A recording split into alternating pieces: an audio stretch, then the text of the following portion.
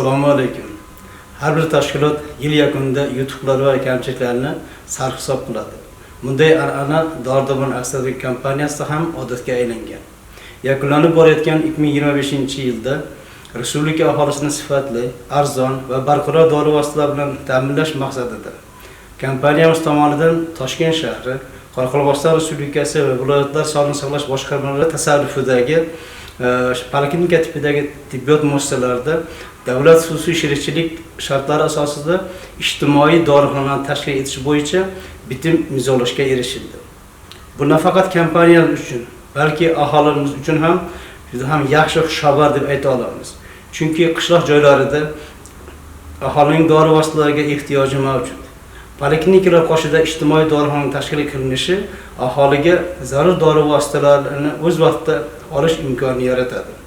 Qolaversa, alohida ta'kidlash kerakki, ushbu muhim tashabbus tizimga 9,5 million AQSh dollari miqdoridagi investitsiya kiritilishiga, 2000 dan ortiq yangi ish o'rinlari yaratilishiga, aholining jumladan uzoq hududlarda istiqomat qilayotgan hamyurtlarimizning dori vositalariga bo'lgan ehtiyojini o'z vaqtida qondirishda hamda farmatsevtika xizmatlarining ochiqligi va shaffofligini ta'minlashda muhim ahamiyat kasb etadi.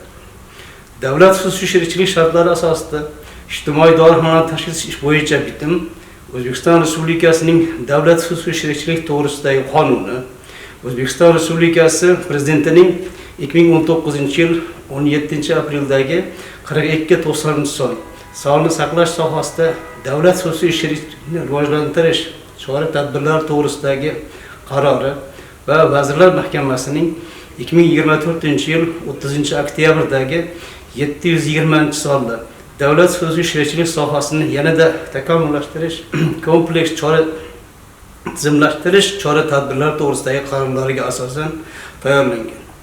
2025-yil so'nggi choragida davlat xususiy sherikchilik shartlari asosida Xorazm viloyatida 28 ta va Qashqadaryo viloyatida bitta yangi ijtimoiy dorixona shoxobchalari ochildi. Kirib kelayotgan yangi 2026-yilda Qoraqalpog'iston Respublikasi va barcha viloyatlarda ham davlat xususiy sherikchilik shartlari asosida ijtimoiy dorixonalar ochilishi rejalashtirilgan. Bugungi kunda tayyorgarlik ishlari yuqori jadallikda olib borilmoqda. Ta'kidlash kerakki, kompaniya o'zining ijtimoiy dorixonalari orqali aholini kerakli va zarur dori vositalari bilan ta'minlash maqsadida ijtimoiy ahamiyatga ega dori vositalari mavjudligiga alohida e'tibor qaratadi. Ijtimoiy ahamiyatga ega dori vositalari ro'yxati Sog'liqni saqlash vazirligining doimiy faoliyat yuritadigan komissiyasi tomonidan tashkillashtiriladi. Hozirgi kunda ijtimoiy ahamiyatga ega kasalliklarni davolashda qo'llaniladigan dori vositalari va tibbiy buyumlar ro'yxatiga 128 ta dori vositasi va 6 ta tibbiy buyumlar kiritilgan.